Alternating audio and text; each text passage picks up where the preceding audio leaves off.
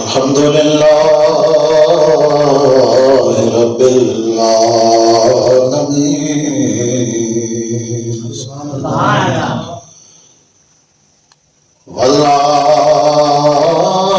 والعاقبة للمتقين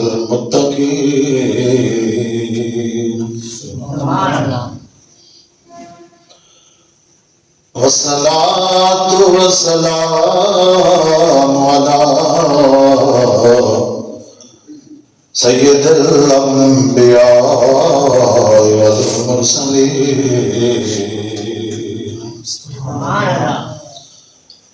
وعلى آله وأصحابه أجمعين.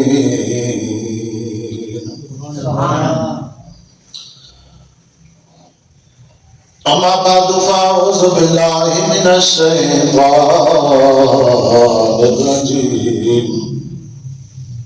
بسم الله الرحمن الرحيم. ثم دنا فتدلى فكان قاب قوسين أو أدنى. صدق الله مولانا العظيم وصدق رسوله النبي الكريم. إن الله وملائكته يصلون على النبي يا أيها الذين آمنوا صلوا عليه وسلموا تسليما.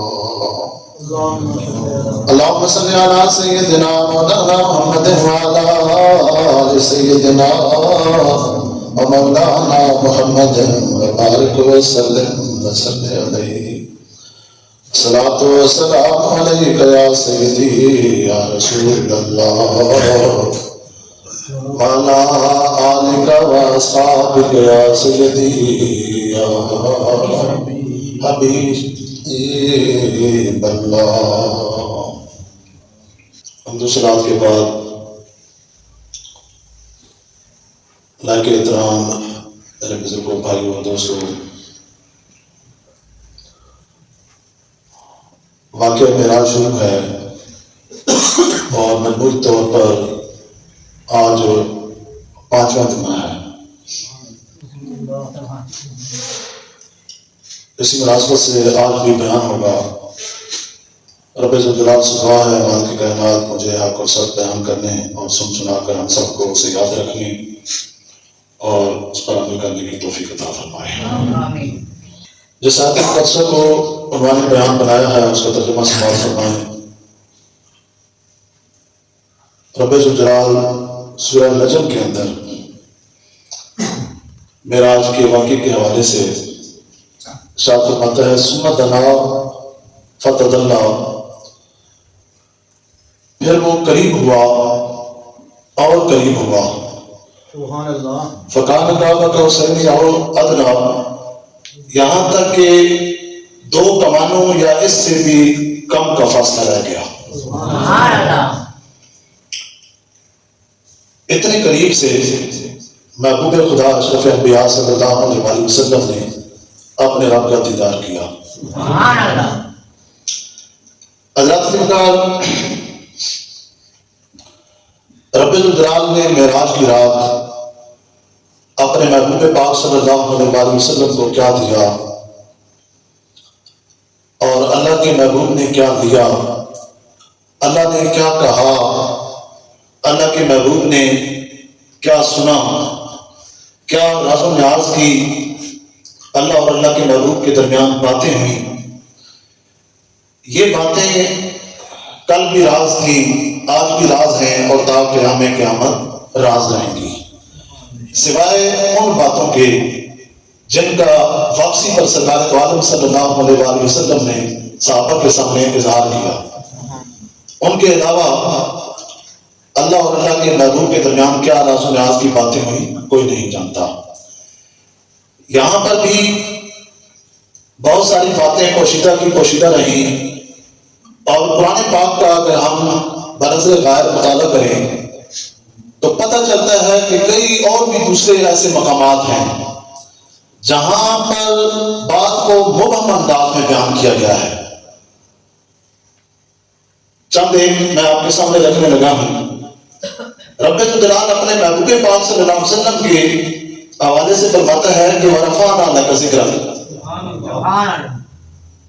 اور ہم نے تیرے ذکر کو تیرے لیے بلند کر دیا۔ یہ تو ہے کہ محبوب تیرے ذکر کو تیرے لیے بلند کر دیا، مگر کتنا بلند کیا پتہ نہیں۔ توجہ رکھیے گا، کتنا بلند کیا پتہ نہیں۔ ایک اور مقام پر فرمایا فَأَوْحَىٰ إِلَىٰ عَبْدِهِ مَا أَوْحَىٰ، اللہ نے اپنے بندہ خاص کی طرف وحی کی جو وحی کی۔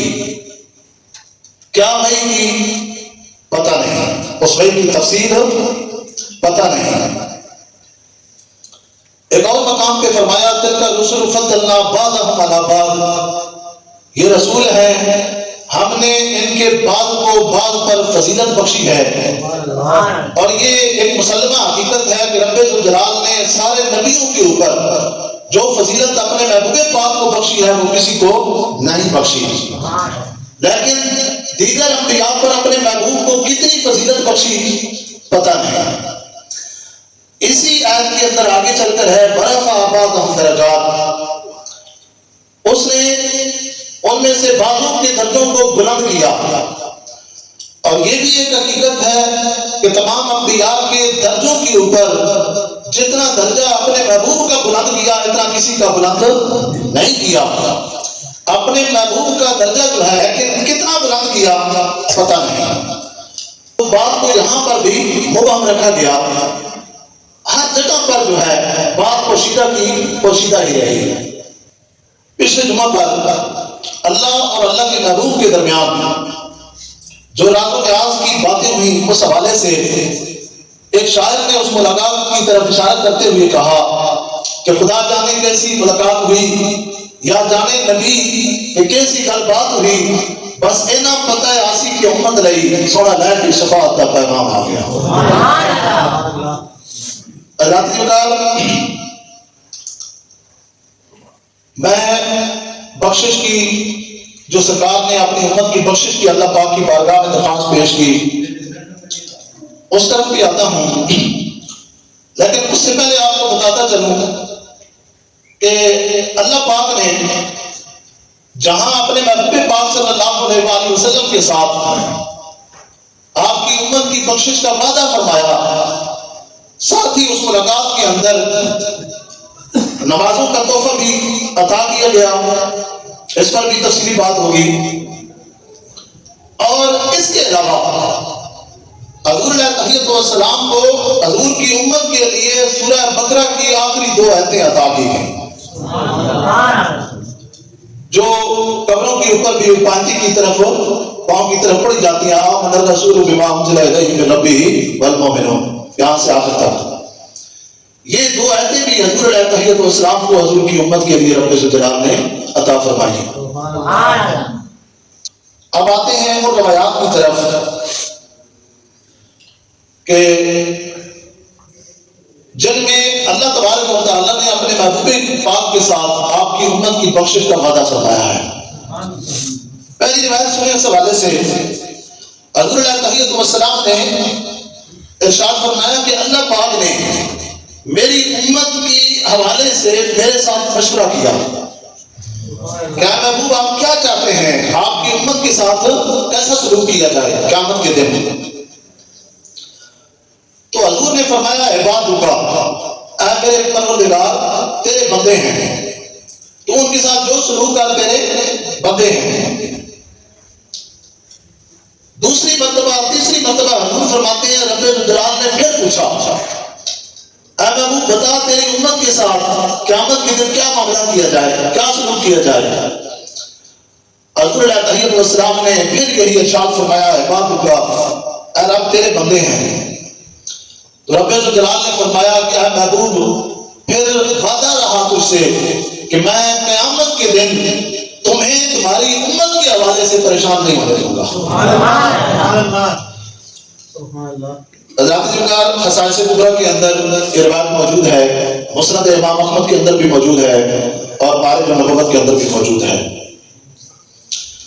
اس حوالے سے سرکار عالم صلی اللہ علیہ وسلم کی دوسری حدیث سنیں. ارشاد نبی ہے کہ میں نے شب معراج اللہ تعالیٰ کی بارگاہ میں درخواست پیش کی کہ یا رب میں چاہتا ہوں کہ میری امت کا حساب مجھ پر چھوڑ دے، کہ میں اپنی امت کا حساب خود لوں. تو رب الجلال نے فرمایا اے محمد صلی اللہ علیہ وسلم، آپ کی اس حوالے سے کیا مراد ہے، اس بات سے آپ کی کیا مراد ہے؟ تو حضور علیہ السلام نے فرمایا کہ میرے رب میں چاہتا ہوں کہ قیامت کے دن مجمع عام میں میری امت جو ہے دوسری امتوں کے سامنے شرمندہ اور رسوا نہ ہو. سبحان اللہ. تو رب الجلال نے فرمایا اے محبوب اگر یہ بات ہے تو پھر میں تمہاری امت سے اس طرح حساب لوں گا کہ تمہیں بھی خبر نہیں ہوگی.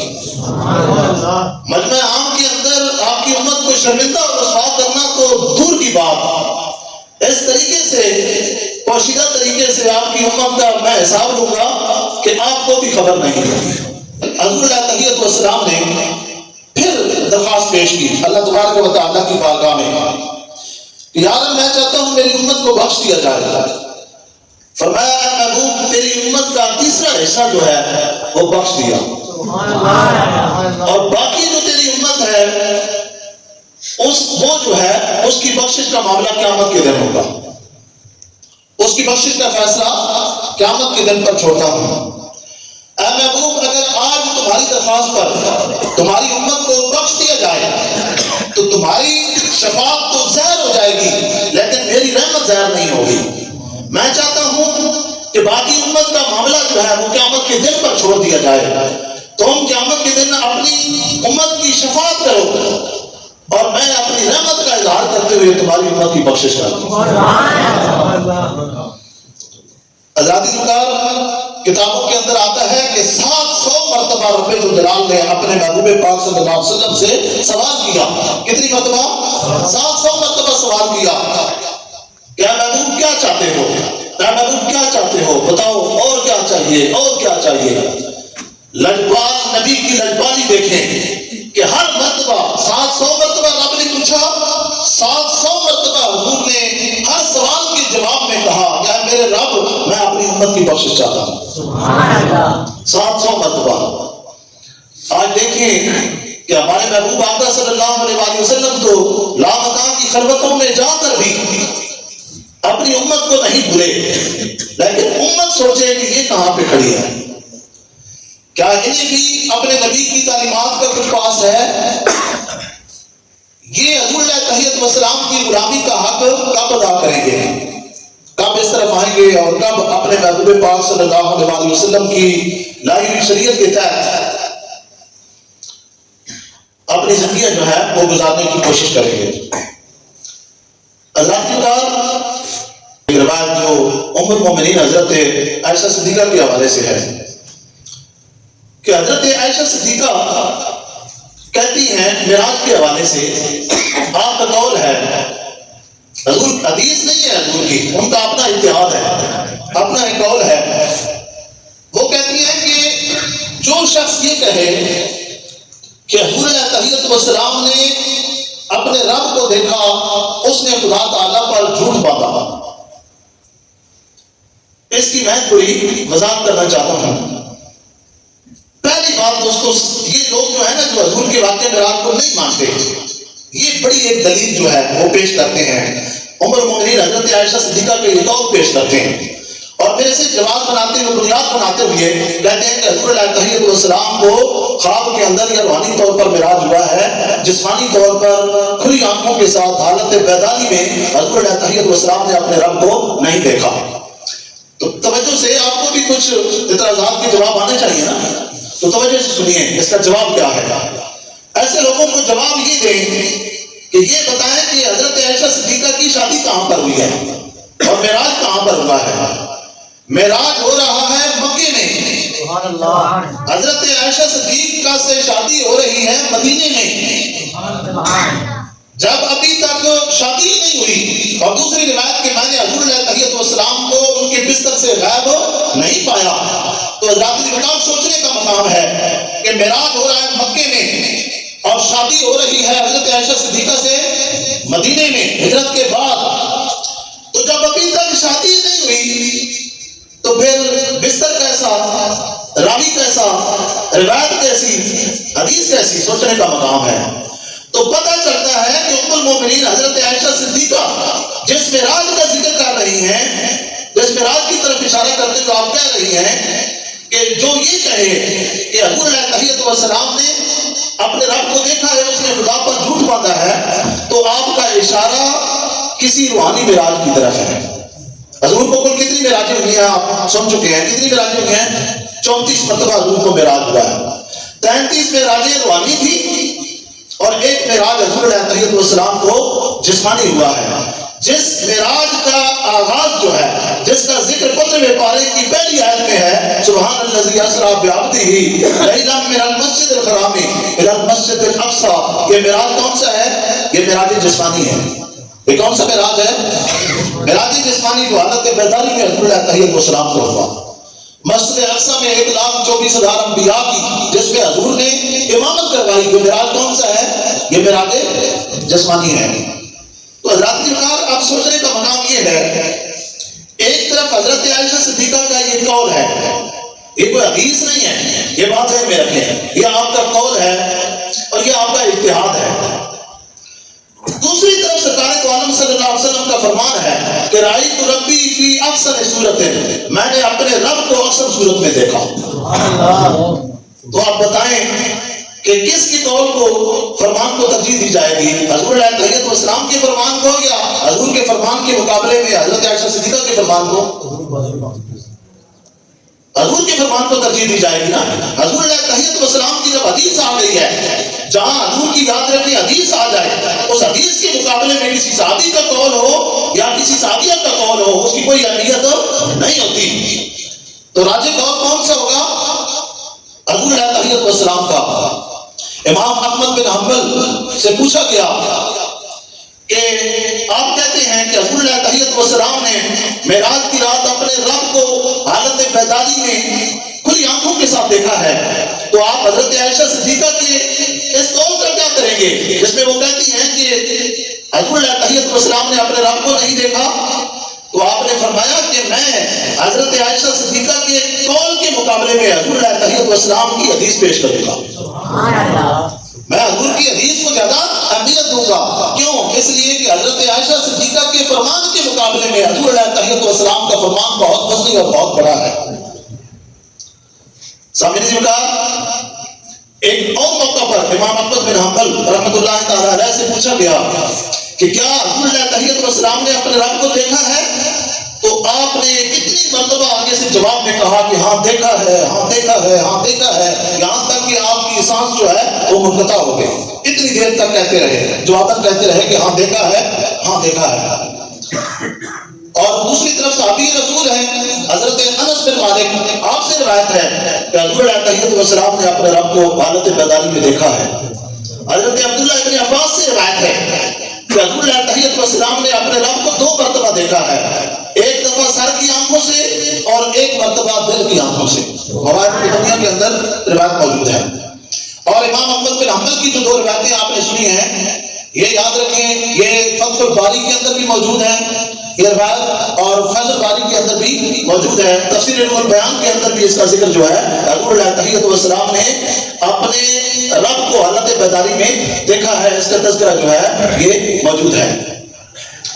تو حضرات کو پتہ چلا کہ حضور علیہ الصلوۃ والسلام کو ایک مرتبہ حالت بیداری میں رب جلال کی زیارت کا شرف حاصل ہوا۔ سرکار خود فرماتے ہیں، حدیث پاک ہے کہ اللہ پاک نے موسیٰ علیہ السلام کو شرف ہم کلامی سے نوازا اور مجھے اپنے دیدار کی شرف سے نوازا ہے۔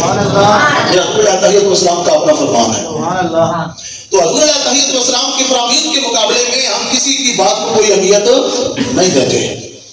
تو اللہ کی بات اس کے بعد جو معراج کی رات اللہ پاک نے اپنے محبوب پاک کو آپ کی امت کے لیے تحفہ بخشا ہے، وہ نمازوں کا تحفہ ہے۔ رب جلال نے فرمایا میرے محبوب واپس جا رہے ہو میرا دیدار میری زیارت کر کے، امت پوچھے گی کہ ہمارے لیے آپ کیا تحفہ لے کر آئے ہیں؟ کہا محبوب اپنی امت کے لیے نمازوں کا تحفہ لے کر جاؤ، نمازوں کا تحفہ لے جاؤ۔ تو 50 نمازیں ابتداء جو ہیں وہ فرض ہوئی ہیں، اور پھر جب حضور علیہ تحیت والسلام واپس آ رہے تھے 7ویں آسمان سے نیچے 6ٹھے آسمان پر پہنچے تو موسیٰ علیہ السلام نے پوچھا کہ اللہ کے محبوب کیا امت کے لیے اللہ پاک نے کچھ فرض فرمایا ہے؟ حضور نے فرمایا ہاں 50 نمازیں اللہ پاک نے دی ہیں۔ تو حضرت موسیٰ علیہ السلام نے کہا کہ میری امت کے لیے اللہ پاک نے 2 نمازیں عطا کی تھی، ہمیں امتوں کا تجربہ ہے، ہماری امت جو ہے میری امت 2 نمازیں نہیں پڑھ سکی تھی، تو آپ کی امت اللہ کے محبوب 50 نمازیں کیسی پڑھے گی؟ لہٰذا آپ اس طرح کریں کہ واپس جائیں، خدا تعالیٰ کی بارگاہ میں اور کمی کرا کے لائیں۔ مشکوٰۃ شریف کی حدیث جو ہے اس کے اندر اور بخاری شریف کی حدیث 2 مختلف روایتیں ہیں کہ پہلے چکر میں 10 نمازیں جو ہیں کم ہوئیں، اور ایک روایت یہ ہے کہ ہر بار 5 کر کے نمازیں جو ہیں وہ کم ہوئی ہیں۔ مختصر یہ ہے کہ جب 50 سے 5 رہ گئی تو موسیٰ علیہ السلام کے پاس حضور علیہ تحیت والسلام پھر آئے تو موسیٰ علیہ السلام نے اب کی بار پوچھا کہ امت کے لیے کیا فرض ہوا ہے؟ تو حضور علیہ تحیت والسلام نے فرمایا کہ 5 نمازیں ہیں۔ موسیٰ علیہ السلام نے کہا کہ اب بھی زیادہ ہیں، آپ واپس جائیں اور اللہ تبارک و تعالیٰ سے کمی کرا کے لائیں۔ تو دوستو حضور علیہ تحیت والسلام نے کیا فرمایا؟ حضور نے فرمایا کہ اب مجھے خدا تعالیٰ کی بارگاہ میں جاتے ہوئے شرم آتی ہے، میری امت 5 نمازیں پڑھے گی۔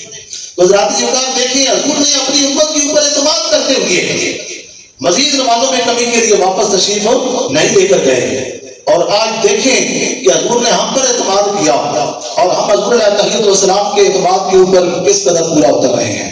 سوچنے کا مقام ہے، وہ نبی تو لامکان کی خلوتوں میں جا کر بھی اپنی امت کو نہیں بھولا، اور امت کے لیے آج سوچنے کا مقام ہے کہ یہ کہاں کھڑی ہے، ہم سے 5 نمازیں آج جو ہے نہیں پڑھی جا رہی۔ تو حضرات رب جلال نے اپنے محبوب پاک صلی اللہ علیہ وسلم کو جب 50 سے نمازیں کم کرتے ہوئے 5 رہ گئیں تو اپنے محبوب کو مخاطب کر کے فرمایا کہ اے محبوب جاؤ، تمہاری امت پڑھے گی 5 نمازیں، لیکن ہماری بات جو ہے وہ بدلتی نہیں ہے، میں اسے ثواب 50 ہی کا عطا کروں۔ ہم پڑھتے 5 ہیں لیکن رب جلال ہمیں ثواب کتنی نمازوں کا ادا کرتا ہے؟ 50 نمازوں کا ہی۔ یہاں پر ایک علمی نکتہ ہے، میں آپ کی توجہ چاہوں گا دوستو۔ سوچنے کا مقام یہ ہے کہ حضور علیہ تحیت والسلام جب اوپر سے نیچے تشریف لا رہے تھے تو اوپر سے نیچے آتے ہوئے پہلے 7واں آسمان آتا ہے یا 6واں؟ 7واں آتا ہے۔ 7ویں آسمان کے اوپر حضرت ابراہیم علیہ السلام موجود تھے، 6ٹھے پر موسیٰ علیہ السلام۔ تو یہ نمازیں جو ہیں ان کی تخفیف کا معاملہ ابراہیم علیہ السلام کے ذریعے کیوں نہیں کیا گیا؟ موسیٰ علیہ السلام کے ذریعے نمازوں کے اندر کمی کیوں ہوئی ہے؟ اس کی 2 وجہ ہیں۔ ایک وجہ تو یہ ہے کہ ابراہیم علیہ السلام کی سیرت کا اگر مطالعہ کیا جائے اور قرآن پاک کو اگر بغور پڑھا جائے تو پتہ چلتا ہے کہ اگر نمازوں کا معاملہ ابراہیم علیہ السلام کے سامنے رکھا جاتا تو ابراہیم علیہ السلام کبھی بھی نمازوں میں کمی اور تخفیف کے بارے میں بات نہ کرتے۔ وجہ کیا ہے؟ وجہ یہ ہے کہ آپ مقام رضا کے اوپر فائز تھے۔ کس کے اوپر؟ مقام رضا کے اوپر فائز تھے۔ آپ غور کریں اس کی 2-3 جھلکیاں کہ اللہ تبارک و تعالیٰ نے حضرت ابراہیم علیہ السلام کو کہا کہ آگ میں کود پڑو، آگے سے آپ نے کوئی تعبیر کی؟ آگے سے کوئی بات کی؟ نہیں۔ مولا جس طرح تو راضی اس طرح میں راضی، تیری رضا میں میری رضا ہے، آگے سے کوئی تعبیر نہیں کی، فوراً آگ میں کود پڑے۔ رب نے کہا اپنے بیٹے کو قربان کر دو، آپ فوراً جو ہے اپنے بیٹے کی گلے کے اوپر آپ نے چھری ڈال دی، بیٹے کو قربان کرنے کے لیے تیار ہو گئے۔ رب جلال نے کہا کہ اتنی بکریاں جو ہیں میری راہ میں صدقہ کر دو، حضرت ابراہیم علیہ السلام نے فوراً سینکڑوں بکریاں جو ہیں اللہ تبارک و تعالیٰ کی راہ میں صدقہ کر دی۔ آپ مقام رضا کے اوپر فائز تھے۔ نمازوں کا معاملہ آپ کے سامنے رکھا جاتا تو 50 کی 50 ہی آج ہمیں پڑھنی پڑتی ابراہیم موسیٰ علیہ السلام کے ذریعے۔ اور چاہیے بھی یہ تھا کہ ابراہیم علیہ السلام کے ذریعے جو ہے نمازوں کی تخفیف ہوتی۔ کیوں؟ یاد رکھیں کہ شریعت ابراہیمی اور شریعت محمدی کے درمیان بہت ساری باتیں مشترک ہیں. مثال کے طور پر یہ جو ہم کنگھی کرتے ہیں اور سر کے درمیان سے چیر نکالتے ہیں، یہ کس کی سنت ہے؟ ابراہیم علیہ السلام کی سنت ہے. یہ ابراہیم علیہ السلام کی سنت ہے. مونچھیں ترشوانا کس کی سنت ہے؟ ابراہیم علیہ السلام کی سنت ہے. بغلیں جو ہے یہ صاف کرنا اور زیر نام بال صاف کرنا، یہ کس کی سنت ہے؟ ابراہیم علیہ السلام کی سنت ہے. ختنے کروانا کس کی سنت ہے؟ ابراہیم علیہ السلام کی سنت ہے. مہمانوں کو کھانا کھلانا ابراہیم علیہ السلام کی سنت ہے. رمضان میں اعتکاف بیٹھنا ابراہیم علیہ السلام کی سنت ہے. خانہ کعبے کا طواف کرنا ابراہیم علیہ السلام کی سنت ہے. اتنی چیزیں شریعت محمدی اور شریعت ابراہیمی کے اندر مشترک تھی. تو چاہیے یہ تھا کہ نمازوں کی کمی کا معاملہ ابراہیم علیہ السلام کے ذریعے ہوتا، لیکن نہیں ہوا. کیوں؟ اس لیے کہ آپ مقام رضا کے اوپر فیض تھے اور ان کے ذریعے اگر ہوتا تو ایک نماز میں بھی کمی نہ ہوتی. موسیٰ علیہ السلام کے ذریعے کیوں کروایا گیا یہ کام؟ دو وجہ ہیں.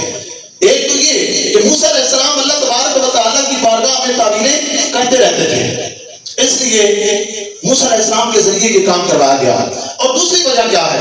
دوسری وجہ دوستو یہ ہے کہ موسیٰ علیہ السلام کے ذریعے اس لیے نمازیں کم کروائی گئیں کہ رب ذوالجلال نے موسیٰ علیہ السلام کو کہا کیا موسیٰ تم نے ایک درخواست پیش کی تھی کہ رب ارنی انظر الیک، اور یہاں پر میں رک کر مزید وضاحت کرتا چلوں کہ دو نبیوں کی یہ دعا ہے.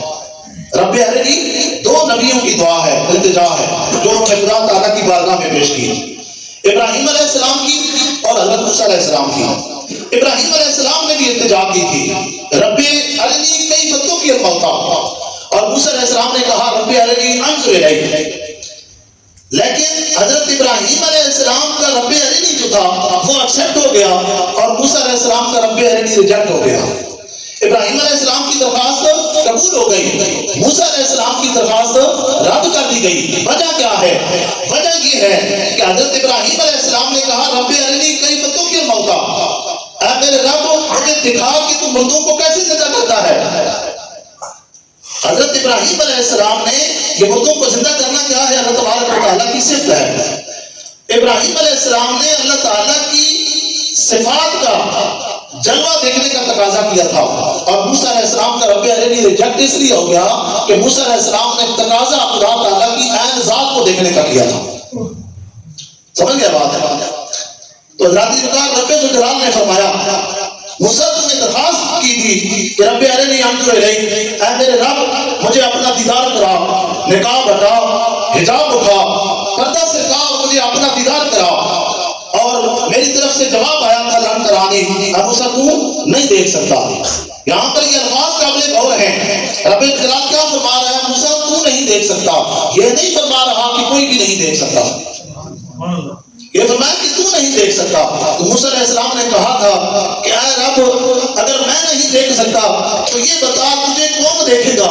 رب ذوالجلال نے فرمایا تھا بقول شاعر موسیٰ نہ تو دیکھے نہ چشمے انبیاء دیکھے، مجھے دیکھے تو فقط نگاہ مصطفیٰ دیکھے. حضرات یہ اللہ تبارک و تعالیٰ نے نمازوں کی کمی کا معاملہ موسیٰ علیہ السلام کے ذریعے سے یہ کروایا کہ رب نے موسیٰ علیہ السلام کو کہا کہ موسیٰ تم تو مجھے نہیں دیکھ سکتے، ایسا کرو آج رات میرا محبوب مجھے ملنے کے لیے آ رہا ہے، تم راستے میں کھڑے ہو جاؤ اور میرا محبوب جب میرا دیدار کر کے واپس لوٹے تو تم اس طرح کرنا کہ تم اس کا دیدار کر لینا، اور جب تم نے اس کا دیدار کر لیا تو سمجھ لینا کہ تم نے خدا کا دیدار کر لیا. تیرے نور دی ویکھی جنے جھلک، شاعر کہتا ہے تیرے نور دی ویکھی جنے جھلک، انہیں رب دا نظارہ ویکھ لیا، انہوں بھول گئے سنیا در سارے جنہیں تیرا دیوارہ ویکھ لیا. حضرات دی بکار ادھر کوئی دور کے اوپر رب ذوالجلال نے اپنی صفاتی تجلی سوئی کے کروڑویں حصے کے برابر صفاتی تجلی ڈالی. موسیٰ علیہ السلام اس کو برداشت نہ کر سکے. اور یہاں پر وقت نہیں ہے، اشارہ کرتا چلوں میں کہ آپ دیکھیں کہ سوئی کے ناکے کے برابر ایک صفاتی تجلی رب نے ڈالی. کوئی دور پہاڑ کے اوپر جب ڈالی تو کوئی دور جل کر سرما ہو گیا. دوسری طرف اللہ کے نبی جو ہے موسیٰ علیہ السلام صرف بے ہوش ہوئے. چاہیے تو یہ تھا نا، پہاڑ زیادہ سخت ہوتا ہے یا انسان زیادہ سخت ہوتا ہے؟ بتائیں. پہاڑ زیادہ سخت ہوتا ہے. پہاڑ جل کر سرما ہو